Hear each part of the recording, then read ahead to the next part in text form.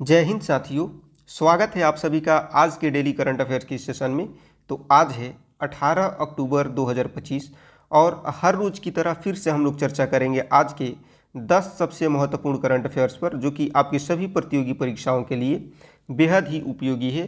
तो चलिए शुरू करते हैं आज के सेशन को। तो जैसा कि आज का पहला प्रश्न है, भारतीय नौसेना ने हाल ही में जहाज़ों पर जीवन की गुणवत्ता सुधारने के लिए किस संस्थान के साथ साझेदारी किया है। भारतीय नौसेना ने हाल ही में जहाज़ों पर जीवन की गुणवत्ता सुधारने के लिए किस संस्थान के साथ जो है साझेदारी किया है। तो ये साझेदारी हुई है आईआईटी दिल्ली के साथ। किसके साथ? आईआईटी दिल्ली के साथ ये साझेदारी हुई है। भारतीय नौसेना जो है इसने अपने जहाज़ों पर तैनात नौसैनिकों के जीवन की गुणवत्ता बढ़ाने और जहाज़ डिजाइन से जुड़ी तकनीकी नवाचारों को प्रोत्साहित करने के लिए आईआईटी दिल्ली के साथ एक समझौता ज्ञापन पर हस्ताक्षर किए हैं।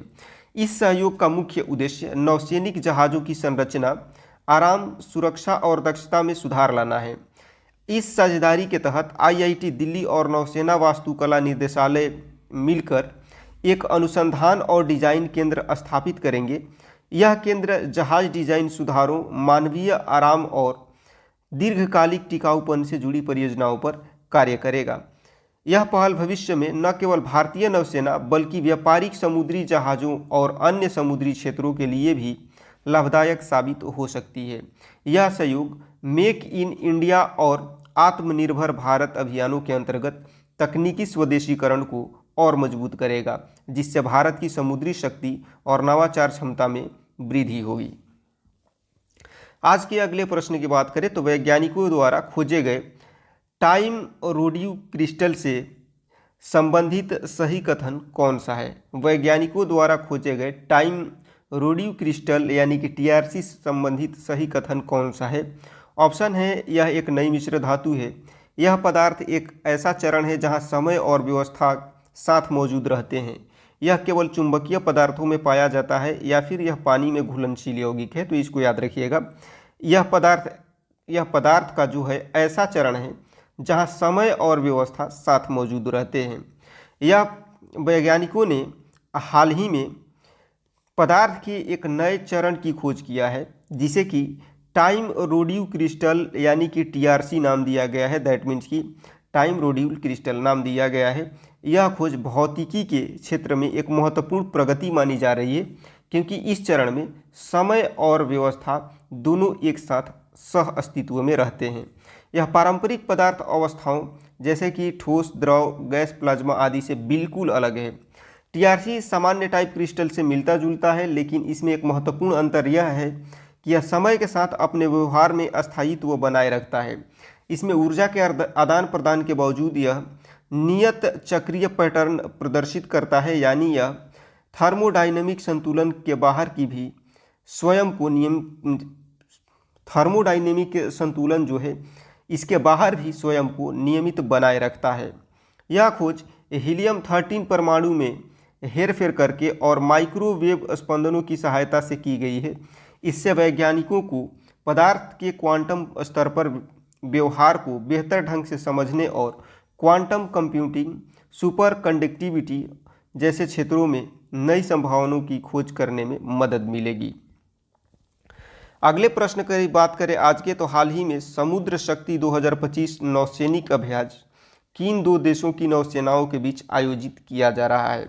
समुद्र शक्ति 2025 नौसैनिक अभ्यास जो है ये किन दो देशों की नौसेनाओं के बीच आयोजित किया जा रहा है। तो ये आयोजित किया जा रहा है भारत और इंडोनेशिया के नौसेनाओं के बीच। भारतीय नौसेना ने इंडोनेशियाई नौसेना के साथ संयुक्त रूप से समुद्र शक्ति 2025 नौसैनिक अभ्यास का आयोजन शुरू किया है। इस अभ्यास का आयोजन विशाखापत्तनम में किया जा रहा है। यह भारत और इंडोनेशिया के बीच बढ़ते सामुद्रिक सहयोग का प्रतीक है, जो हिंद प्रशांत क्षेत्र में स्थिरता और सुरक्षा बनाए रखने में दोनों देशों की भूमिका को सशक्त बनाता है। समुद्र शक्ति अभ्यास की शुरुआत वर्ष 2018 में हुई थी, जिसका मुख्य उद्देश्य दोनों नौसेनाओं के बीच अंतर संचालन सहयोग और सर्वोत्तम प्रथाओं के आदान प्रदान को बढ़ावा देना है। इस अभ्यास में सतही युद्धाभ्यास, पनडुब्बी रोधी अभियानों और सामरिक संचार प्रशिक्षण जैसी गतिविधियां शामिल हैं। इस वर्ष का संस्करण भारत इंडोनेशिया रक्षा साझेदारी को और भी मजबूत बनाता है, खासकर हिंद महासागर क्षेत्र में सामरिक संतुलन और क्षेत्रीय समुद्री सुरक्षा के संदर्भ में। यह अभ्यास सागर सुरक्षा और विकास के लिए सभी की भारत की नीति के अनुरूप है। नेक्स्ट प्रश्न है कि हाल ही में किस भारतीय शहर को 2030 राष्ट्रमंडल खेलों के मेजबान शहर के रूप में अनुशंसित किया गया है? हाल ही में किस भारतीय शहर को जो है 2030 राष्ट्रमंडल खेलों के मेजबान शहर के रूप में अनुशंसित किया गया है? तो इसको याद रखिएगा, अहमदाबाद को। किसे? अहमदाबाद को। गुजरात के अहमदाबाद जो शहर है, इसको 2030 राष्ट्रमंडल खेलों के मेजबान शहर के रूप में अनुशंसित किया गया है। यह भारत के खेल इतिहास में एक महत्वपूर्ण उपलब्धि मानी जा रही है, क्योंकि इसे भारत को दूसरी बार इस प्रतिष्ठित अंतर्राष्ट्रीय खेल आयोजन की मेजबानी का अवसर मिल सकता है। यह निर्णय राष्ट्रमंडल खेलों की कार्यकारी बोर्ड की बैठक के दौरान लिया गया, जो राष्ट्रमंडल खेल आंदोलन के शताब्दी वर्ष के उपलक्ष्य में आयोजित की गई थी। अहमदाबाद का चयन भारत की आधुनिक खेल अवसंरचना, बढ़ते निवेश और खेल आयोजनों के सफल प्रबंधन को ध्यान में रखते हुए किया गया है। यदि अंतिम स्वीकृति मिल जाती है तो 2030 राष्ट्रमंडल खेल भारत की खेल क्षमताओं और वैश्विक आयोजन की क्षमता का एक और प्रमाण बनेंगे। अहमदाबाद में विश्व स्तरीय स्टेडियम, ट्रांसपोर्ट नेटवर्क और डिजिटल सुविधा इसे इस आयोजन के लिए एक आदर्श मेजबान बनाते हैं। आज के अगले प्रश्न की बात करें तो भारत के किस पैरा पावर लिफ्टर ने 2025 पैरा पावर लिफ्टिंग विश्व चैंपियनशिप में कांस्य पदक जीता? भारत के किस पैरा पावर लिफ्टर ने 2025 पैरा पावर लिफ्टिंग विश्व चैंपियनशिप में कांस्य पदक जीता? तो इसको आपको जो है याद रखना है, जॉनी मैथ्यू ने। किसने? जॉनी मैथ्यू ने। भारत के para power lifter Johnny Matthew ने मिस्र के काहिरा में आयोजित 2025 पैरा पावर लिफ्टिंग चैंपियनशिप में जो है 65 किलोग्राम लीजन वर्ग में कांस्य पदक जीत करके भारत का गौरव बढ़ाया है। उन्होंने अपनी अद्भुत ताकत और तकनीक के दम पर प्रतिस्पर्धा के उच्च स्तर पर यह सफलता हासिल किया। मैथ्यू ने प्रतियोगिता के दौरान 148 किलोग्राम और 152 किलोग्राम वजन उठाकर कुल 300 किलोग्राम भारोत्तोलन का प्रदर्शन किया। इस दौरान उन्होंने अपने ही पिछले रिकॉर्ड 150 किलोग्राम को तोड़ दिया, जिससे उनका प्रदर्शन और भी ऐतिहासिक बन गया। यह उनकी दृढ़ता और संकल्प का प्रतीक है, जिसने इन्हें इस मुकाम तक पहुंचाया।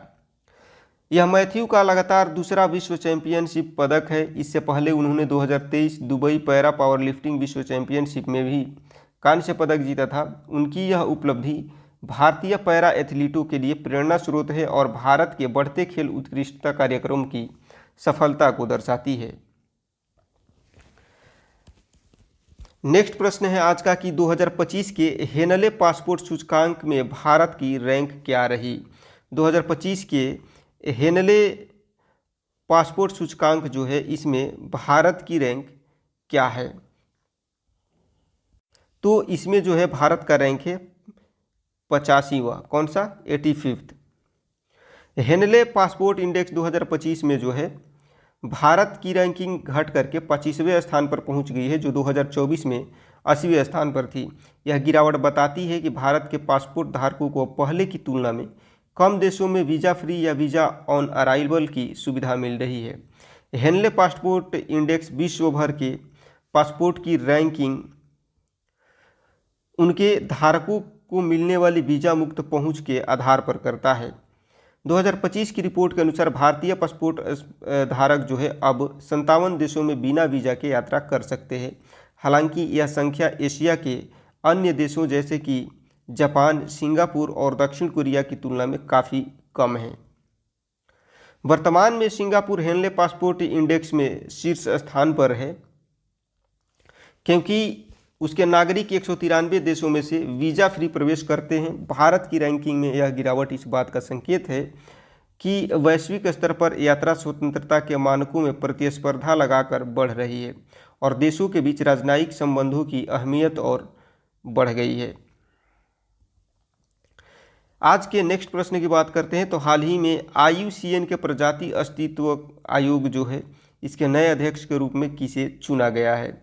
हाल ही में IUCN के प्रजाति अस्तित्व आयोग के नए अध्यक्ष के रूप में किसे नियुक्त चुना गया है? तो इसको जो है आपको याद रखना है। बढ़ते हैं आज के अगले प्रश्न की ओर। तो हाल ही में आयोजित 30वीं सीनियर महिला राष्ट्रीय फुटबॉल चैंपियनशिप 2025 का खिताब किस राज्य ने जीता है? तो ये जीता है मणिपुर ने। किसने? मणिपुर ने ये खिताब जीता है। मणिपुर ने छत्तीसगढ़ के नारायणपुर स्थित RKM आश्रम मैदान में आयोजित 30वीं सीनियर महिला राष्ट्रीय फुटबॉल चैंपियनशिप का खिताब अपने नाम किया। फाइनल मुकाबले में मणिपुर ने पश्चिम बंगाल को 1-0 से हराते हुए राजमाता जीजाबाई ट्रॉफी जीत ली। इस जीत के साथ मणिपुर ने रिकॉर्ड 23वीं बार यह ट्रॉफी अपने नाम किया, जिससे राज्य ने अपने महिला फुटबॉल प्रभुत्व को एक बार फिर सिद्ध किया। फाइनल मुकाबले का एकमात्र निर्णायक गोल 93वें मिनट में मणिपुर की लिंडा कोमसेट ने दागा, जिससे टीम ने रोमांचक जीत दर्ज की। इस जीत ने मणिपुर को भारतीय महिला फुटबॉल में सबसे सफल टीम के रूप में स्थापित किया है, जो दशकों से राष्ट्रीय स्तर पर लगातार शानदार प्रदर्शन करते आ रही है। मणिपुर का महिला फुटबॉल में योगदान हमेशा उल्लेखनीय रहा है। राज्य की खिलाड़ी बाला देवी और माया देवी जो है, इनके जैसी प्रतिभाएं अंतर्राष्ट्रीय स्तर पर भारत का प्रतिनिधित्व कर चुकी है, जिससे यह राज्य भारतीय महिला फुटबॉल का सबसे मजबूत केंद्र बन गया है। तो आज का अगला और आखिरी सवाल ये है कि हाल ही में केंद्र सरकार ने प्रति बूंद अधिक फसल योजना में क्या प्रमुख बदलाव किया है? हाल ही में केंद्र सरकार ने प्रति बूंद अधिक फसल योजना में क्या प्रमुख बदलाव जो है किया गया है? तो इसको आप लोग याद रखिएगा कि योजना के अंतर्गत लचीलापन लाया गया। क्या किया गया? योजना के अंतर्गत जो है लचीलापन लाया गया। केंद्र सरकार ने प्रति बूंद अधिक फसल की योजना में जो है लचीलापन लाने की घोषणा की है। इस बदलाव का उद्देश्य जल दक्षता को बढ़ाना और किसानों की आय में वृद्धि करना है। सरकार ने अब राज्यों और केंद्र शासित प्रदेशों को इस योजना के अंतर्गत स्थानीय आवश्यकताओं के अनुसार जल संरक्षण और भंडारण परियोजनाओं को लागू करने की अनुमति दी है। यह निर्णय कृषि एवं किसान कल्याण मंत्रालय द्वारा लिया गया है, जिसके अनुसार अब राज्य जो है अन्य हस्तक्षेपों के तहत सूक्ष्म स्तर पर जल भंडारण और संरक्षण योजनाएं भी शुरू कर सकते हैं। इससे जल संकट वाले क्षेत्रों में सिंचाई के बेहतर प्रबंधन की संभावना बढ़ेगी। प्रति बूंद अधिक फसल योजना प्रधानमंत्री किसान सिंचाई योजना का हिस्सा है, जो जल के कुशल उपयोग और माइक्रो इरिगेशन को प्रोत्साहित करती है। इस योजना से देश भर के लाखों किसानों को जल संवर्धन तकनीकों के माध्यम से अधिक उत्पादन और बेहतर आय प्राप्त करने में सहायता मिलती है। तो ये थे कुछ आज के प्रमुख प्रश्न। उम्मीद करता हूँ कि सारे प्रश्न जो है आपको अच्छे तरीके से याद हो गए होंगे और सारे आर्टिकल आप बहुत अच्छे से समझ गए होंगे। तो क्लास आपको कैसा लगा कमेंट सेक्शन में जो है मेंशन करना नहीं भूलिएगा। अच्छा लगा हो तो लाइक करिएगा, हेल्पफुल लगा हो तो दोस्तों को शेयर करिएगा, और यदि आप हमारे चैनल पर नए हैं तो और आपको यदि लगता है कि हम आपकी प्रतियोगी परीक्षा की तैयारी को और बेहतर बना सकते हैं तो चैनल को सब्सक्राइब करना ना भूलें। मिलते हैं आपसे नेक्स्ट क्लास में, तब तक के लिए जय हिंद।